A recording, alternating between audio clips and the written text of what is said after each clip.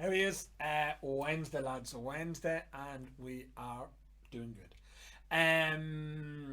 Slight change of tack this week. I mean, probably one of the most questions we get asked is, Yeah. yeah, The Midleton, not so very rare Midletons. the not so very rare Midletons.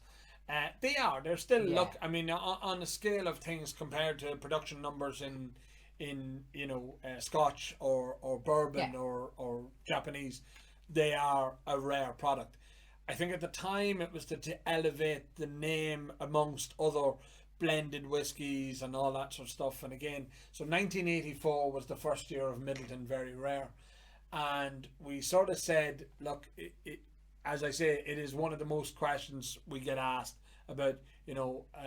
Is that the one to collect, or if I have a collection, do I sell it as a collection, or is it worth putting together a collection, and all these various Yeah. different questions that we get asked. And I mean, they're all mainly focused around Midleton Very Rare.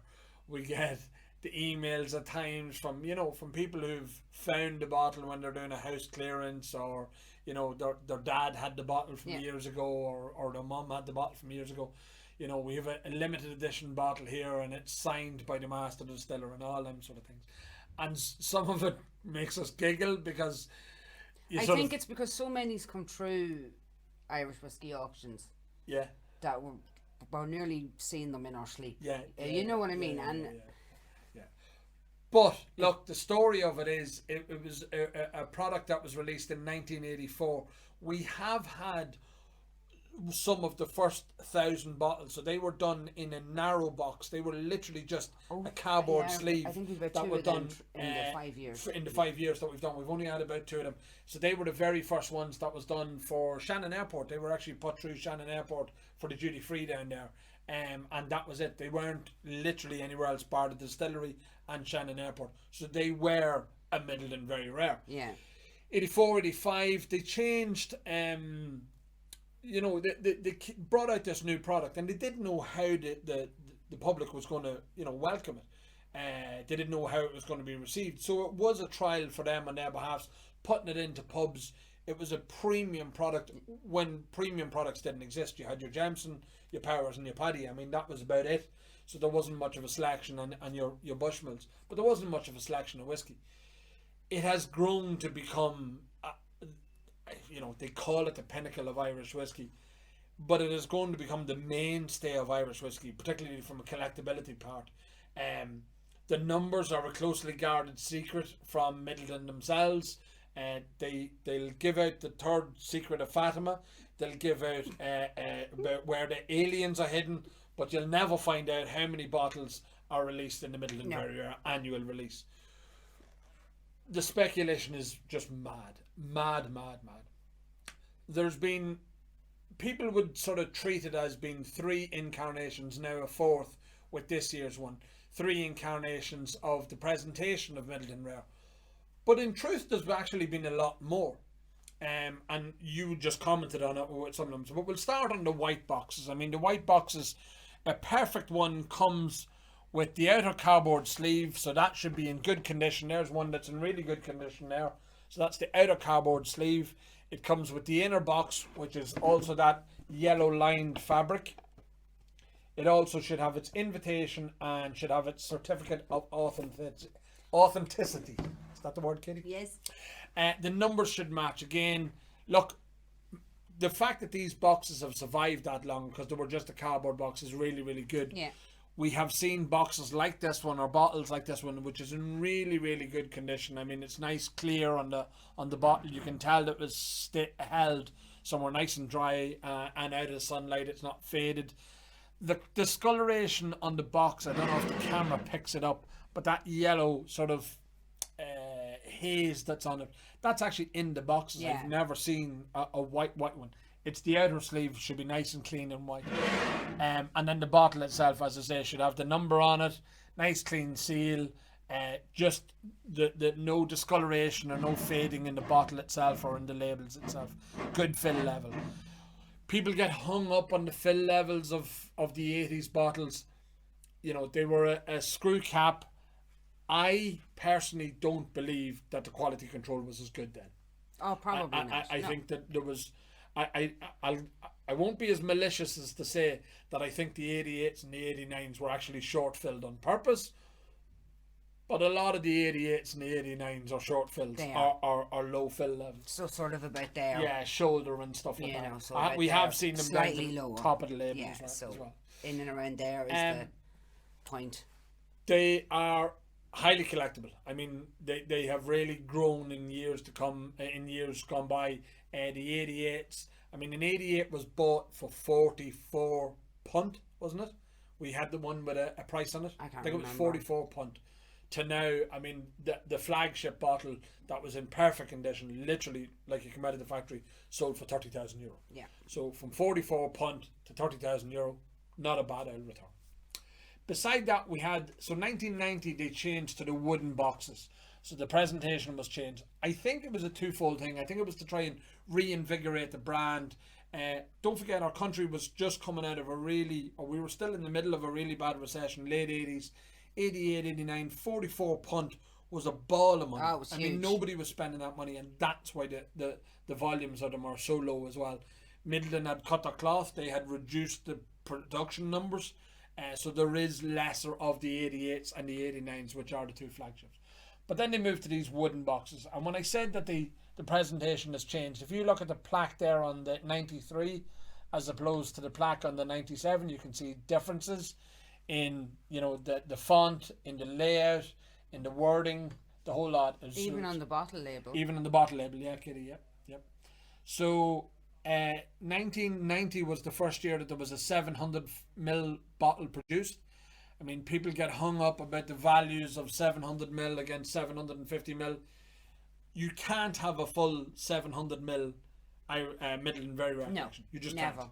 Can't. Because the first 6 years were 750. Exactly. So there you go.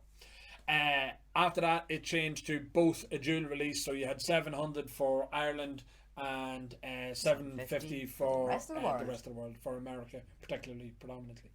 As I say, the labels did change. They should come again with a nice wooden box. Should be all clean.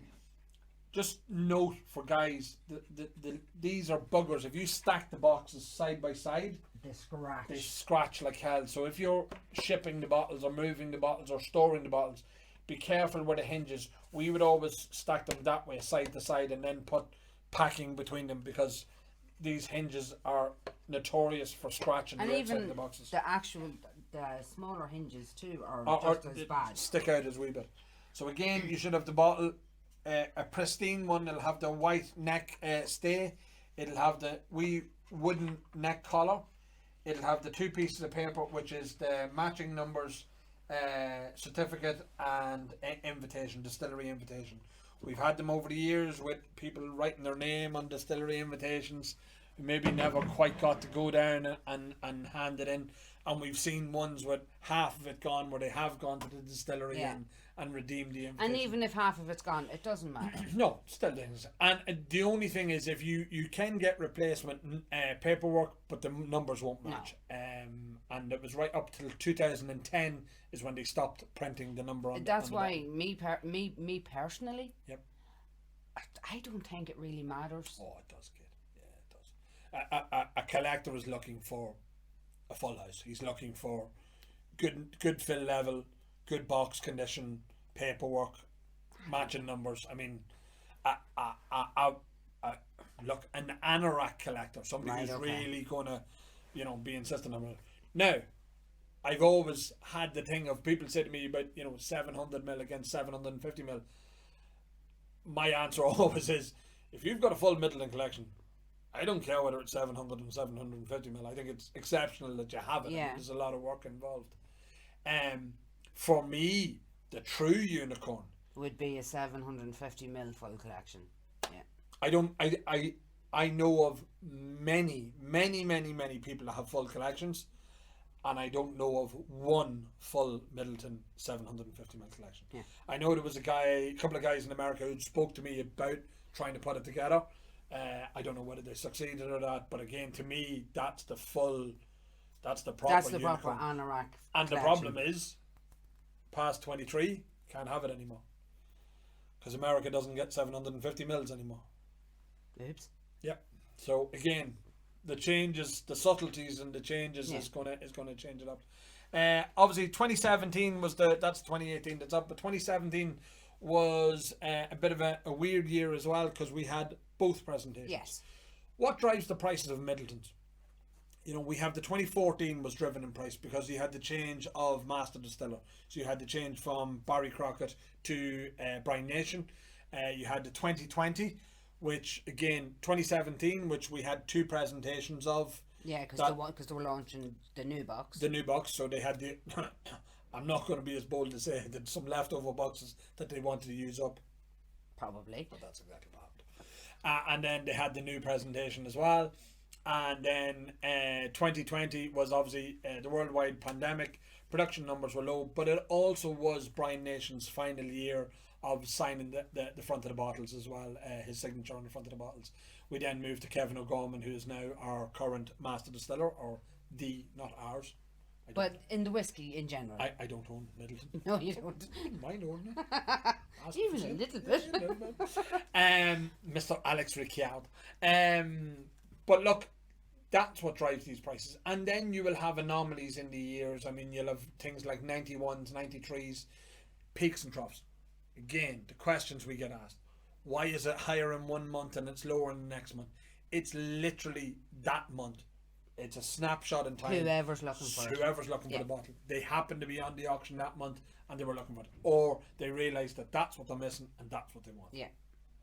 To me, it's there's no pattern to Midleton. No, there isn't. No, there genuinely There's no consistency. The only consistency is the prices keep going up in them. And we always have loads of them. So that's it. As I say, I think I haven't spoken about Midleton in a long, long time. I think it is the mainstay of Irish whiskey collections for most people. Do I think that it will continue like that?